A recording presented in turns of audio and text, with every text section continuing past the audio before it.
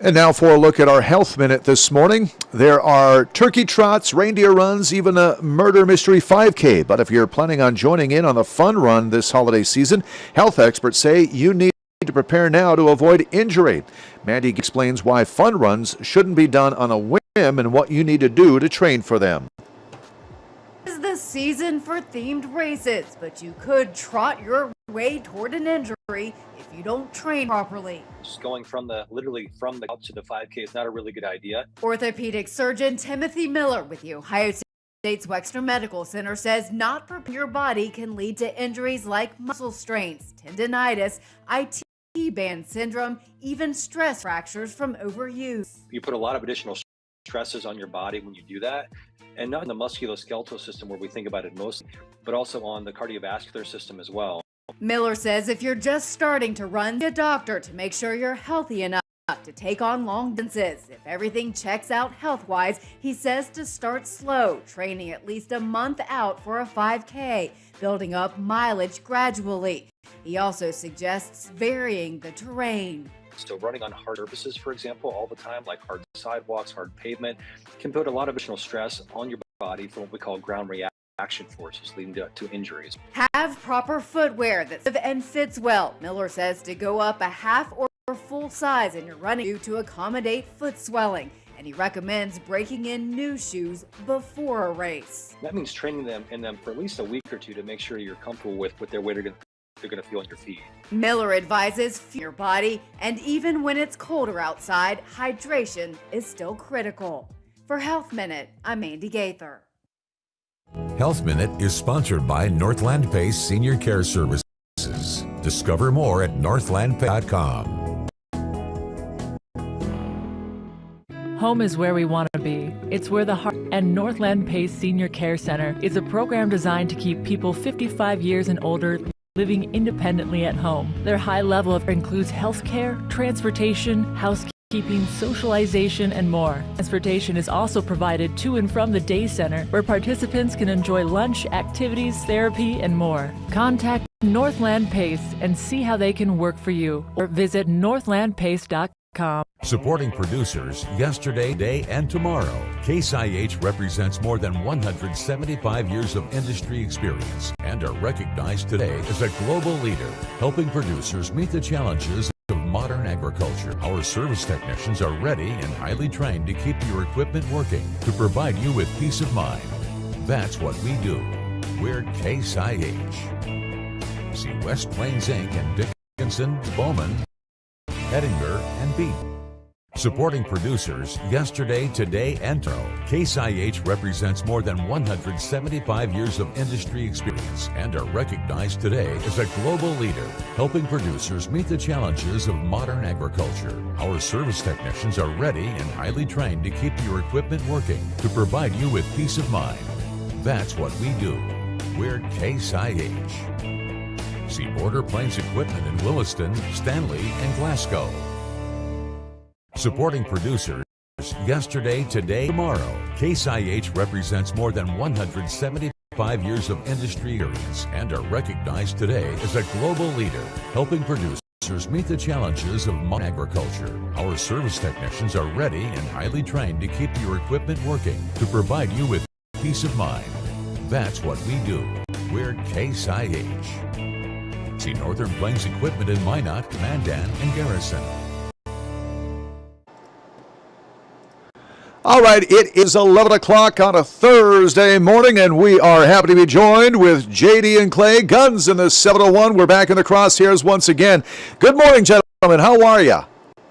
Great. Morning. Jay. Doing great, buddy. Hey, thank you so much for joining me here. Of course, the unofficial state holiday is coming up tomorrow at noon. We've got the deer gun opener. And are you guys excited? It looks like you are. You're fired up. You look like you guys are ready to go here today. We Yes, thought sir. we'd dress for the show today, you know. Yeah, thanks for having us back, Jay. It's our pleasure. Absolutely. Well, Clay, I want to start with you. How is the deer population this year, and what is your outlook on the upcoming season? Well, you know, it's varying depending on where you're at. I can tell you right now that our deer populations are they're recovering. I guess that's the best way to put it. Seeing some mule deer, seeing some whitetails. 2 years ago, EHD came through this area in 3F2 and just kind of decimated everything. But seeing some deer out there, numbers are lower in my area right here in 3F2 than others. But I think it's going to be a good deer season. I really do. I think people should be able to put some meat in the freezer. If you're looking for the big bucks, I wouldn't get too excited. They're out there, but they're like they were even a year or two ago.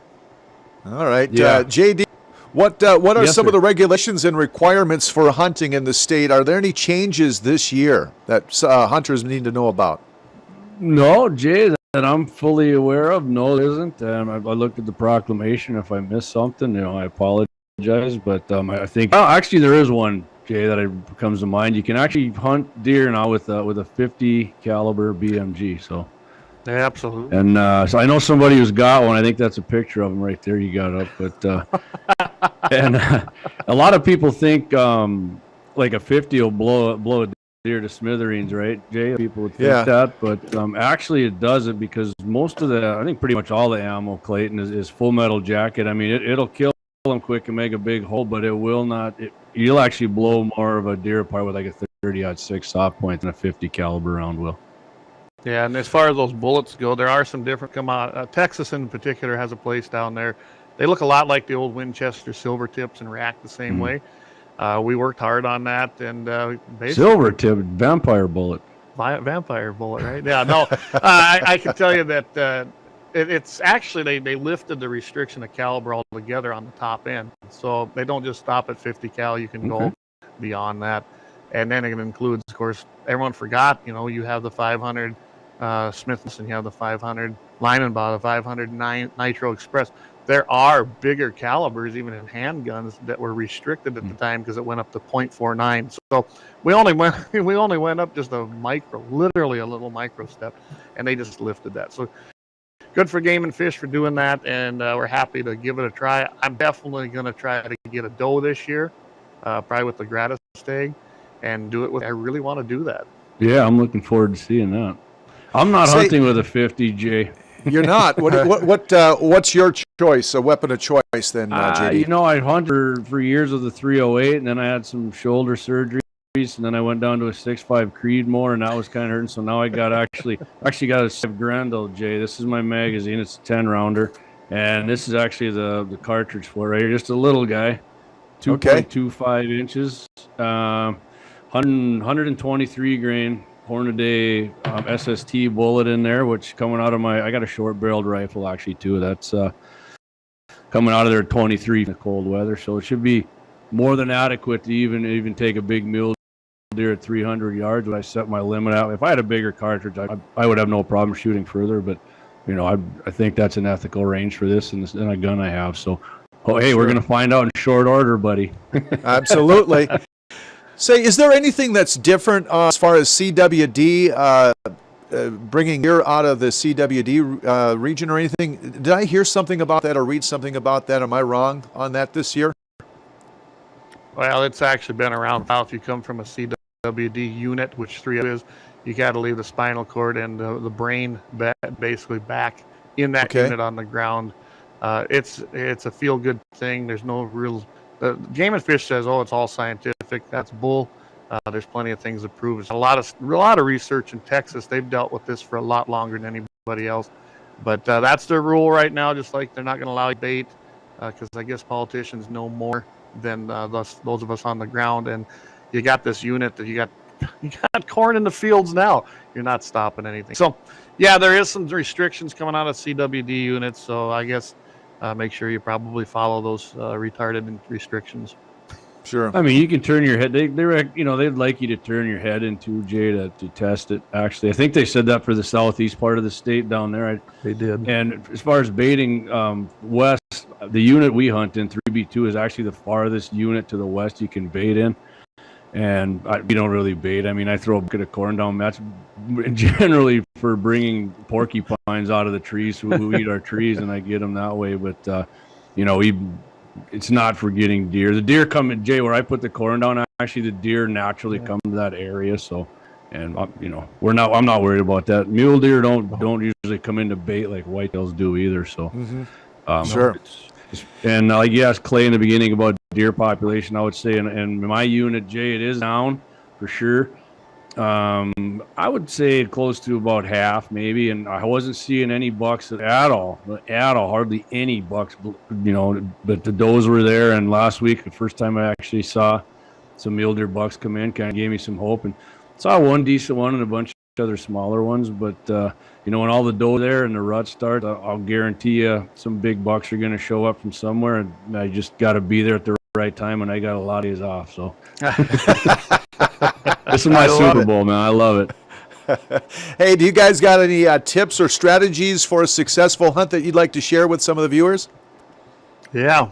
First one is, if you see private property, whether it's posted or not, go talk to the landowner and ask, especially if it's posted. I got to put this out here. I've been out around the property here several times here over the past few weeks, and I can tell you right now, if anyone listening is around my place, my game cameras are now up. If I catch you this time taking my signs down, it's not going to be a good day for you. I actually had plywood boards that are about a half-inch thick with my signs on, bolted to posts, and they literally ripped them in half. They broke them so they could throw the sign down by my post. Pretty pissed off yesterday when I went around and seen that, and there's no sense in that. That just makes it bad for everybody, and I'm not holding every hunter responsible for it. But please, if you're hunting private land, there's no reason not to ask. And if you don't ask and it's posted, don't go on it. It's that simple, and don't destroy other people's property. So that's a big one. As far as that, get out there, walk, have some fun, take your kids with you. I mean, there's nothing better than taking your kids with, even if they're not old enough to hunt yet, and get them involved and get them out there hunting and having a great time, enjoying family time with dad and mom. Think of anything better. And to me, walking's always the best way. I'm sure Jamie will agree with that. Or blinds, like Jamie's got the Taj Mahal of blinds, so that's the place to be. Carpeted and everything, Jay. With blinds from the blind guy. Jay, from one of our sponsors actually got his house. But when I used to walk all the time, for sure, and even our own private land, Jay, but as the older I got, my tip would be, if you do get on some land with some ravines or tree areas, and you can get up on a hill or something, don't get right on top of it. You will skyline yourself, and get below the top. And I would get in there before, if you get in the morning, get in there before dark, find yourself a good spot, maybe with some trees behind you, almost like if you're going to call coyotes, so it kind of camouflages your outline a little bit, and wait it out a little bit, because if you get a big ravine full of trees, there's going to be deer in there, and they're going to come out. And, you will probably get yourself a more ethical and humane shot when the deer usually surprise them instead of walking, and you got to hit them on a full bore run. Same with the evening. If look, when the sun goes down, got a spot to sit, you're looking at, get in there about 2 hours early and sit down and make sure the sun isn't going to be in your face. It's that you're in the shade. If you can get on a shaded area where the sun's not going to light you up, because the deer will see you. Sun lights you up. Other than that, you're looking for the big buck. Don't just shoot whatever comes out with antlers. Just wait around, because a lot of times if you see a couple smaller bucks come out, big boy pretty much just tells him and those, you guys go out and get shot first, and I'll wait here. It's happened to me before. So wait it out. And if it's if it's windy out or things like that, I can tell you, look in them places where they're sitting out of the wind, kind of up, and them bigger bucks, guys, even though they like the ladies, and the mule deer rut's not quite going yet. Whitetails seem like they are. Those bigger bucks lay off by themselves. They really do. So if you see a group and a couple smaller ones down there, honestly, look around. You might see the bigger one laying up in there. They're big for a reason, and they're not dumb. So if you're out there, Jamie made some great points. Don't skyline yourself. That's the worst thing you'd ever do. Skyline yourself. Just take your time and enjoy what you're doing. So it's just relaxing to be out there to me. Not only that, Clay, if you do see deer, and if you are gonna put the stock on it, which we hunt.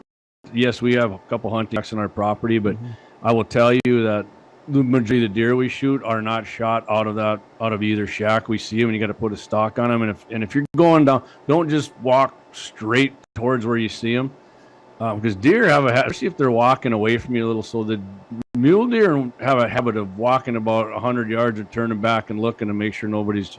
So get yourself like on a side hill or stay low, just like a deer. stay low, and if you can, instead of going straight at them, loop around like a almost like a military pincer move, come either left or right, and try and intercept them. Don't just straight follow them and just don't walk straight across the flat spot. Hey, they're right over here. I'm gonna walk here. Take your time. Get on the side hills, stay under cover in trees and bushes, and get us the stock. It's fun. I love doing that. Mm-hmm. And like a hunting shack, people think that's cheating. Well, guess what? I've had a lot of younger kids come out and shoot out of our hunting shacks. Yeah, they've killed some does out of there, and Jay dropped them right there. And I think that's a lot better than taking them and road hunting or whatever. Jump out and shoot, blow a leg off or gut, shoot them. The deer gets away. I don't like seeing that, and I think that kind of ruins a lot of kids on hunting when you wound the animal to recover it. So yeah, hunting out of shacks, in my opinion, is ethical. If you got to walk, that's fine, but just like I said, make sure when you're walking, you're not just making yourself so visible that's ridiculous, because the deer will be blowing out of the other end of the property and you won't even know it if you do that. Sure. So have you guys heard personally any units or any regions that are going to be a good hunt this year? Oh, mine's going to be terrible. Don't hunt there. Everything's dead in my unit too. No, yeah. I can tell you 3F2. That's where I'm at. It's going to be hit and miss. There's areas that's a huge unit. It goes over from the river all the way over here by me. That's several. I mean, you're talking 100-mile span from east to west, and then of course it goes north up there and borders up there around Morton County and through there. But I can tell you right now that it's going to be hit and miss. Yes, there's areas that probably have great deer populations. There's areas that are not. Anybody that had a huge whitetail population, like I said, 2 years ago, it took a hit. We had a bad winter last year. It was starting to recover. Took another hit. This year it's looking better, but it still needs some recovery. But there's deer out there. There definitely is deer to hunt. In fact, I got a couple guys coming, favor to a friend of mine, his nephew, and their friend is coming. They got 2 doe tags, planning to be here tomorrow, and hopefully we can help them out, get them harvested so they can head home, because they only got basically a day and a half to hunt. So yeah, Jay, I haven't heard anybody, and I've talked to guys on either end of the state that no unit really looks that good. I mean, I was going to be a little facetious, obviously, but our unit, yeah, like I said, it's better, not great. I talked to all the guys around there, friends of ours and people in the bars, and it's okay, but it's not great. So right. It'd be nice if we had a normal winter, because our deer actually the mule deer were coming through great last year. Through other than the whitetails, through the EHD, but that last storm hit, man, and that killed a bunch of mule deer off. Even, I mean, they were just out of gas and no more fat stores, and it killed a bunch of them. Yep. I know this past weekend, helping out there at the butcher block there in Mend, a couple we had to load out the big monsters that came in from Minnesota. A couple guys had it brought it in for us to process, and I'll tell you what, there was 2 big monster bucks that came in, and awesome, nice sized deer, sized deer. Big body, JD. Too. Yeah, real big bodies, big-bodied deer, absolutely. In fact, their nose was touching the ground. I think it's about 10 or so feet. Our rails are about 10 feet off the ground, and we put it in their tendon, and yeah, their nose was on the ground. That's how big they were. So that's awesome. Deer. I like big-bodied deer. That's cool. Absolutely. Yeah.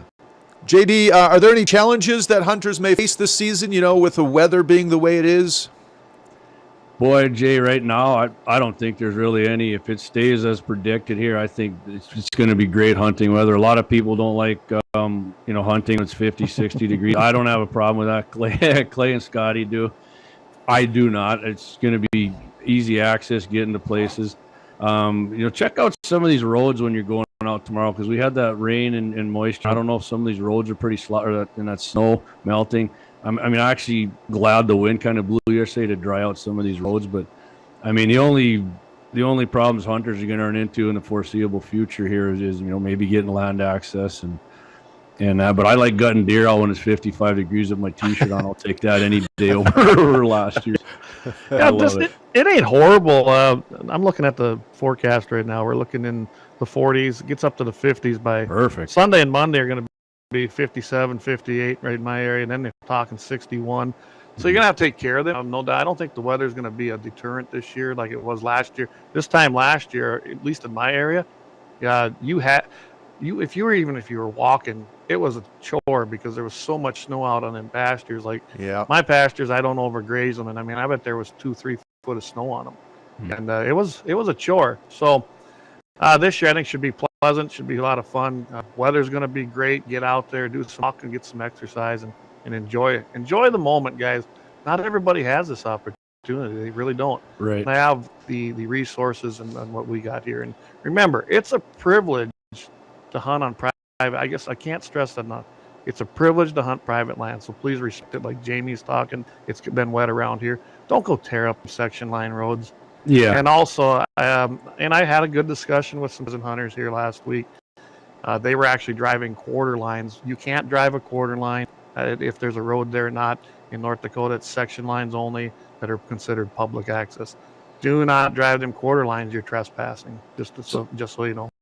Jay, I got a question for you since you work at a meat shop. I personally make my own sausage and jerky, but what would be your advice to somebody who field gutted out their deer, field dressed it, and they were going to bring it into you? Is there any advice you'd give them as bringing their meat into you? Well, absolutely. I mean, we do dress it there. I mean, we'll do skin there if it needs to be skinned. We could do that for an extra charge. The thing is when we bring these deer in, it's really a personal choice for the customer themselves. A lot of it, over 75%, I would say, or at least 65% of them are getting deer jerky made. A lot of sausage, don't get me wrong, there's a lot of sausage. But personally, I love deer sausage more than anything. Jerky aside from, but it's the sausage that I like. And I would just make sure that your deer is as clean as it possibly can be. And I know there's a lot of when people bring in their deer, am I getting my deer back? Am I getting my deer? You do get your deer, because what we do is we'll bone that deer and we'll put it in our boxes or luggers with your name on it, and depending on when it is. Right now it's pretty good. Obviously the deer season really hasn't started, of course, so the sooner you get it in, the faster turnaround you'll get. So either we'll put it in the freezer until we can get to it, or if you bring it in, we'll get right to it that day. But make sure you try to get your deer as clean as possible. We're going to obviously spray clean it up as much as we can, but if you've got a messy, hairy deer, it's not a whole lot we can do about it. We're going to try as best we can. I would imagine, too, that I've always done it anyway, especially with the temperatures we're going to be seeing. Get that skin off, guys. Have some coolers with you. Get that skin off as fast as you can, because you got to get it cooled down. It's driving around the back of your pickup, and it's 60 degrees out. I don't think you're going to like that result. Not only that, Clay, it's far, far easier to skin a warm deer than one that sits there and gets cold out. I mean, that's the first thing we do is after we got it out is get it back and skin it and hang. Usually we quarter it out right away too. But, Jay, another question for you. Just a quick comment too. I actually took one of the years ago, I took a deer and I made sure, like you said, I rinsed it off. I tried to get all the hair off, and I told the guy that to me. He goes, I appreciate you doing that. A lot of people don't. But so no, they you don't. Said that's unbelievable to me that people would be that irresponsible, but whatever. What kind of jerky do you make more of, Jay? The strip jerky or the jerky gun stuff? Yeah, so we make the pressed jerky, which would be a ground jerky, more than the strips, more than the sliced jerky. Yep. Is that straight deer meat then, or do you mix that with pork too? No, that would be mixed a little bit. We'd probably throw a little beef in there with that. Okay, good. That's a good combo. Clay likes that. He's a rancher. That's right. In fact, we just got done cutting our butcher up here this past weekend. Here we got our own processing, I would say facility, but room in the basement, and had my nephew and his girlfriend. It was a family affair, and we had a good time. It was a long heck day, of a guy let you borrow his stuff or two as a had a hell of a guy here. He's part of Guns in the 701, and just nice as could be, and let me borrow that big stuff. It was great. And I'll tell you what, this time of year, as I mentioned off the top of the broadcast, that it is somewhat an unofficial holiday, because it is. You get together with your friends, your family members.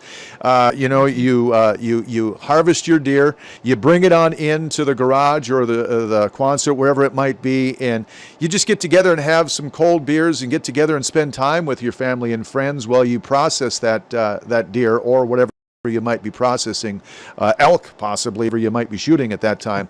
It's just a fun time to get together and do that this time of year as you kick off the holidays. Oh yeah, for sure. I mean, Jay, actually, I mean, I'm not saying I don't want to shoot a big buck, because that is my ultimate goal. Just a big one, but a mature one. But from, you know, when I was younger, all you wanted to do was shoot something, because I was great. I still, you know, if I want to shoot a lot of stuff, now I go shoot prairie dogs or targets. But and then, you know, family and friends hunted with us, and you know, at this point, I get just as much joy out of my dad or one of my buddies shooting a big buck or any deer, really, that I do of myself. I just love the whole thing, like you were just mentioning, Jay, everything that's involved in it. I love that. And then we get together and make sausage, and it's great going into support. If you're in a small town, go in there and spend some money in the restaurants or their pubs and help those guys out, because this is a big money maker for them. And it's nice having a place to go in these small towns, at least one place to go. I mean, other than driving another, and have a few beers, get a burger or whatever they got going there, and support them. I love doing that too with everybody. You bet. Yeah, Clay, it's absolutely getting together with your friends and family, having fun. I will add one thing, guys, here with this. With the lower numbers of deer, if you're able to take out what I call them management deer, there's one that he finally showed around here too. He's a 3x2 muley. He's a big one, but he's spreading bad genetics, and he's been kind of elusive the last couple of years. Just kind of keep that in mind. It's a good year to actually take out those really. There is a lot of weird deer too, Clay. I've seen. Go ahead and harvest them and make it, you know, call it a win, because it is a win, and you're improving that herd. And I know we're going to be doing that here if we can get on a couple of them. There's a whitetail doing the same thing on our property, and I want him gone. So just kind of keep that in mind. If you see those kind of bucks, I call them management bucks. Get rid of them. They're doing you no good, and they're going to make things worse in your herd overall. It's like it would any other herd that you're managing. And I don't mind shooting those, Clay. I got a couple huge mutants in my garage. They don't score very good. Stories too. Massive, big, big. Yeah, just, you know, a lot of people think they're warts, and I like those. And there's one comes around our place. He might get the old Grendel round in him. So.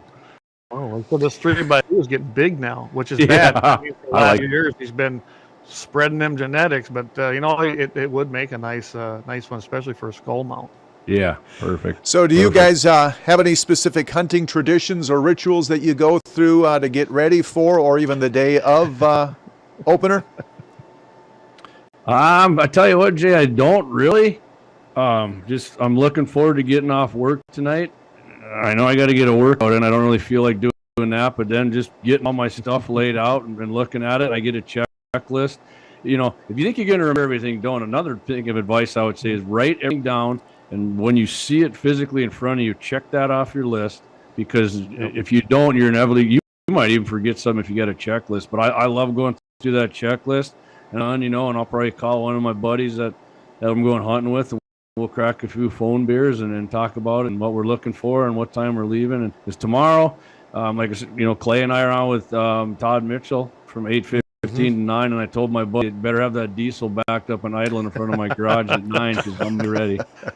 One thing I can't stress enough, if you haven't done it, I'm sure Jamie and I both have, get out there behind your rifle. You still got time. Get out there today. See where it's hitting. Do a little shooting with it. Don't just grab it off of your rack thinking it's perfect. Especially some of these guns I see. People don't put on the good stuff. They don't have a worn set of rings. They don't have the good optics.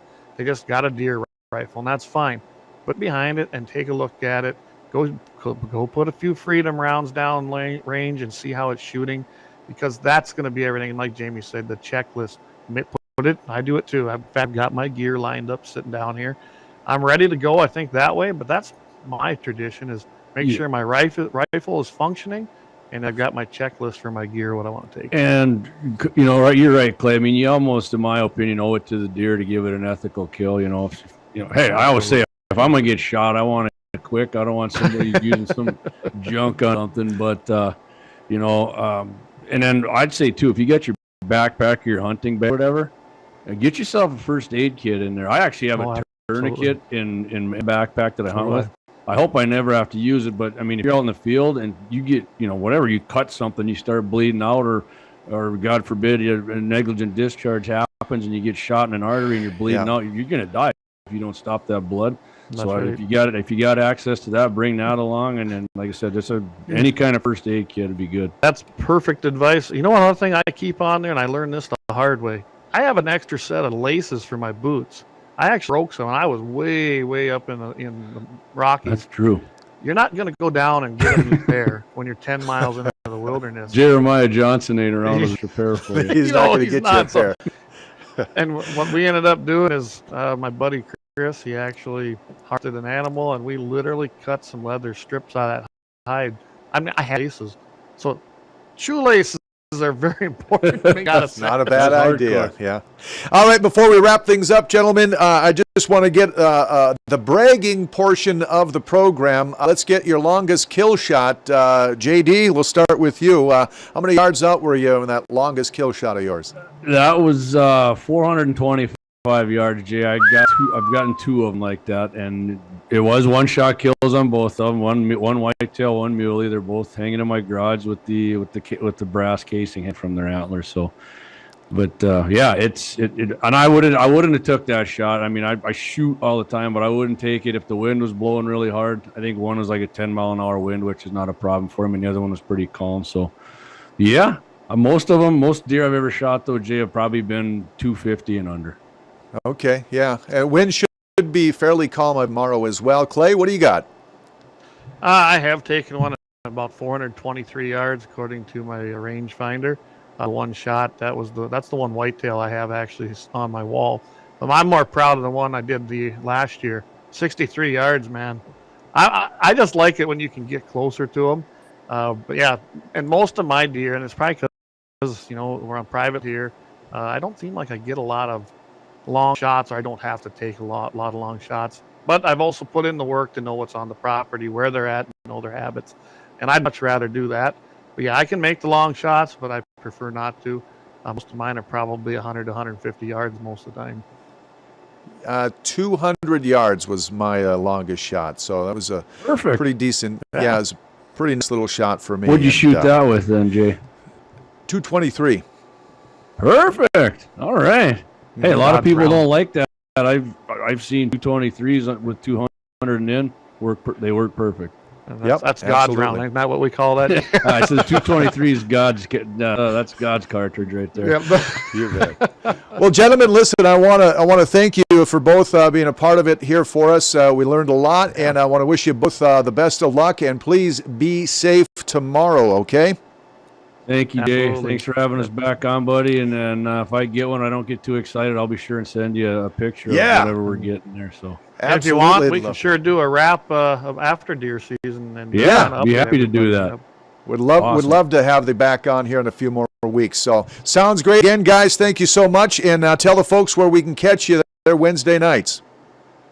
Wednesday night, going to see us on YouTube, Rumble, Facist-book, our website. I don't think Twitter does it anymore. I think you got to pay there, but we do. It does go up afterwards, and that's at 6 p.m. Mountain, 7 p.m. Central. Of course, then we'll be right here on KFYR 550 a.m. on the radio every morning at 8:15 Central, 7:15 Mountain. You don't want every Friday. Every Friday.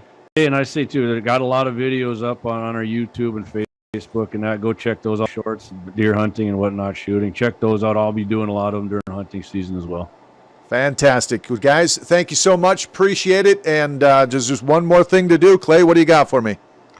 Keep your powder dry, guys. Stay safe this week. All right. Thanks. Good luck. Guys. It is 11